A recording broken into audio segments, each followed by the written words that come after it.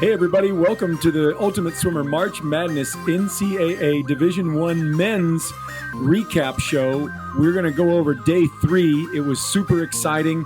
A big switch in the points. Berkeley had the lead yesterday. Texas gets back the lead. We're going to talk about how it all happened.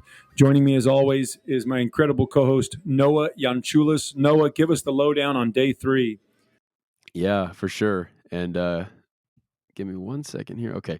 So it was a good day 3, very exciting. A couple upsets to be honest. We'll just go right down the list. We'll kind of just go in order of the events for tonight, but like you said, Texas was able to regain the lead, but in the first event of the night, it was the 4 a.m. and Florida's Bobby Fink ended up, I would say, upsetting Carson Foster, because I think if Carson was the heavy favorite in most people's opinions, but Bobby was able to win that race and actually ended up beating Carson by about a second and a half, closing in 49-4, and just completely outsplit Carson that last 100. And just obviously he has that great finishing speed as the fastest miler in history. So it wasn't necessarily a shock that he was able to catch him there, but it was a great swim for him. Yeah, hats off to Bobby. Carson fought well, but all those guys were pretty close. Top 6 was pretty close, but 4 Texas guys in the top 8. That was a huge shift. When they got 4 in this morning, you knew everything was going to be a little bit different, and Mojo was in the Texas corner, so that was huge.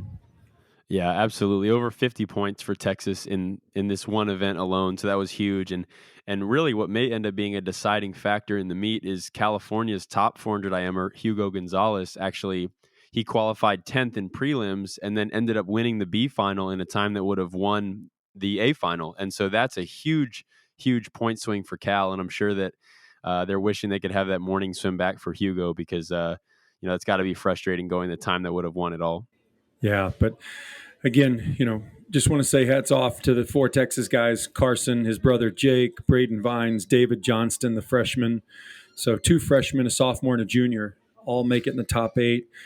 It's a tough program, and it's a when you got 4 guys in the 400 IM, you're working hard. So I love that. And then 100 fly, Hoffer did his thing, and it was kind of wide open after Youssef Ramadan got disqualified on the start. He fudged on the start, and so Ryan it was his, to lose. But Nicholas Albiero was right there. So Noah, read off these times. There's incredible top 8. Yeah, so this was the fastest 100 fly final in history, in swimming history, really. And so from top to bottom, this was first through eighth. It was 44-2, 44-3, 44-4, 44-5, 44-6, 44-6, 44-7, 44-9. So you had 8 swimmers within 74 100ths of each other. And again, that was Hoffer, Nicholas Albiero from Louisville, Camden Murphy, Alvin Jiang from Texas, Danny Kovac from Missouri, who we've talked about a little bit this weekend, Antoni Ivanov from Virginia Tech, and then Florida's Eric Fries, and then the freshman Luca Orlando from Georgia. And so just phenomenal. All 8 guys breaking 45 is just crazy and really exciting for the sport, I think. Yeah. So Nicholas Albiero, who got second with a 44.32, that ties Youssef Ramadan's 44.32 from ACC a month ago. So they both share the ACC record now. So kind of interesting. But Alvin Jiang got 4th. Nicholas got 2nd. They'll return later for the 100 back, which we'll talk about in a minute. So awesome flies, awesome underwaters. Congrats to Ryan Hoffer. He's so strong. 200 free, our favorite event, did not disappoint. We knew it was going to be between Kieran and Drew, and that's exactly what happened. They went at it pretty much the whole way. Yeah, they were fighting from the start, and Drew was out really fast, 20.6 to his feet. The first 50 of the 200 is just amazing. A lot of guys wish they could go 20.6 in a 50 freestyle alone, and so to be able to do that to your feet going out in the 200 is pretty awesome. But yeah, Kieran had a great last 50, great last 100, really 23-1, 23-1 the last 250s, and was able to outtouch Drew 130.1 to 130.3. And then Cal's Trenton Julian was finished third. And then another Texas guy, Jake Sanham finished fourth, and then Texas as well had Peter Larson, who finished eighth. So again, 3 guys up for Texas in the 200 free, just to Cal's 1 guy in Trenton Julian. Yeah. So 3 up, 1 down for Texas. Another big event for them. Just want to give a shout out to Patrick Callan, an Oklahoma dude who races for Michigan, got 13th, and Missouri Jack Dahlgren moved up to 11th. So it took a 132.9 to make top 16.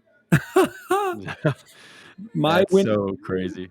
My winning time from 93 was a 134.2, and I would have been like 30th. I wouldn't have made it back. Yeah, it's pretty incredible how fast it's getting, but good to see. And shout out to so Kieran was a little bit off his time, but for Drew Kibler, that was, I'm sure he's a little bit disappointed with the second place finish, but that was a lifetime best for him. So really exciting to finish that the way he should have.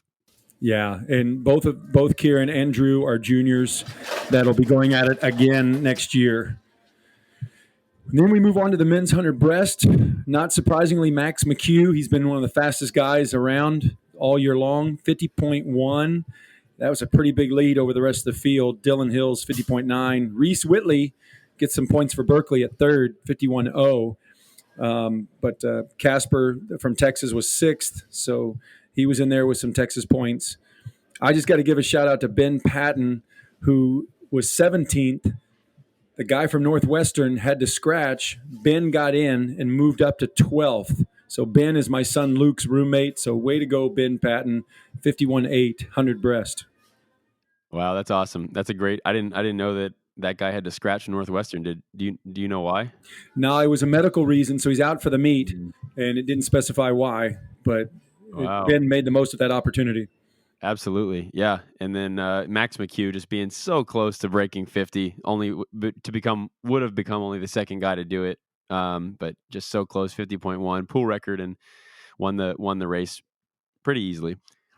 And then moving on, like we talked about a minute ago, with Alvin Jiang and Nick Albiero coming back for more in this 100 backstroke. Those guys finished fourth and fifth, but we had Shane Cassis, who threw down a nice 44.2, a little bit off his lifetime best, but was able to get the win for his second win of the weekend in a 44.2, followed by NC State's Kasper Stakowski, who transferred over from Florida a few years ago, and he went 44.3. But again, overall, really fast heat. Every guy except Bryce Mefford, who finished eighth, was 45.0 or better, and Bryce fell off just a bit at the end to go 45.5. Yeah, if you throw in Adam Cheney's winning of consoles, 44.7, that's a lot of guys under 45. Yeah, so it's 8 guys under 45 in the fly and the back, and that's awesome. I don't know that that's ever happened before in a NCAA's either. So that's super cool to see how fast it's getting. So Ryan Murphy has the record at 43. Shane is getting close to breaking the 44 barrier like Ryan did. So it's going to be real interesting at Olympic trials in a few months. Shane just kind of has this linear progression that just keeps getting faster. So when I watched him 2 years ago at Summer Nationals throw down a 52 low 100 back, I thought, whoa, if this guy keeps showing up and working hard, that's good for Team USA.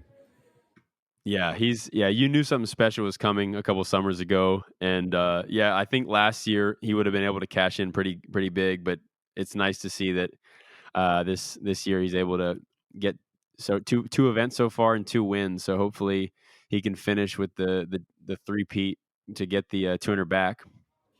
Boy, that would be a big deal for Texas A&M and for Shane. By the way, third place, Destin Lasco, fastest freshman ever, 44.4. So in the 100 back, pretty cool. That's crazy to me, because when I think about back to when Ryan Murphy was a freshman, I think in 2013 or 14, and he was 44.5 or whatever it was, I just was like, there's no way another freshman's going to do this. And then now we've got Destin, who again is at Cal with Dave Durden, so maybe we have another Ryan Murphy in the making. Yeah. And diving break, Jordan Wendell of Texas gets second for big points. That helped a lot. And Noah Dupierre from Texas was 11th. But so we just thank you, divers of Texas. and that way, and then the medley relay was really interesting. Yeah, Louisville again. I think an awesome swim for them. They knew they had it in them, but kind of an upset in a sense. But with Mitchell White, Evgeny Somov, Nick Albiero, and Haridi Sameh, they were 122-1. Didn't quite come to meet the Texas's record of 121.5 from a few years ago, but still a great swim for them. And you could see the entire coaching staff and all the swimmers in the stands just going crazy for that 122.1. They beat out Florida, who was 122.4, and Cal as well. And then Ohio State actually touched out Texas in their heat to go 122.4 to Texas's 122.5. So Texas actually fell to fifth in this relay. Yeah, California third, Texas fifth. It's fun to look at their splits. I mean, so many fast guys in the fly. Ryan Hoffer was 19.7. Alvin Jang, what was he? 19.8.